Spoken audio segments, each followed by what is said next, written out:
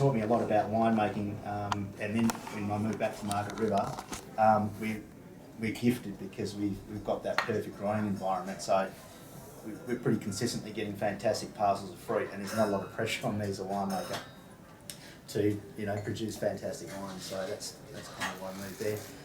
But before I was in the Hunter, I worked for some bigger guys. So I started with Evans and Tate in the Swan Valley. I was there for about 3.5, 4 years. That's when they were a smaller producer, and they were based in the Swan Valley, but they were able to source fruit from pretty much around Western Australia.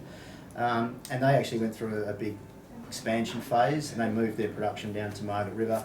At that time I moved over to Hortons. I'm not sure if you're familiar with Hortons, which is is probably one of the biggest wine producers out of Western Australia.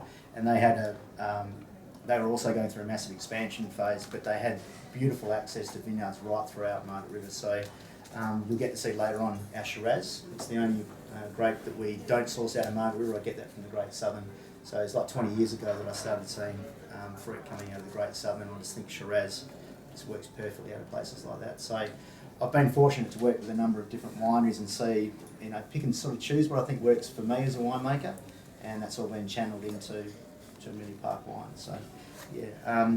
So yeah, we're a young brand in the sense, but everything as far as, and which is the most important thing about the brand and the wines, is the vineyards. They're well established, proven vineyards, and that was our focus from the start. So we kind of secured that before anything else.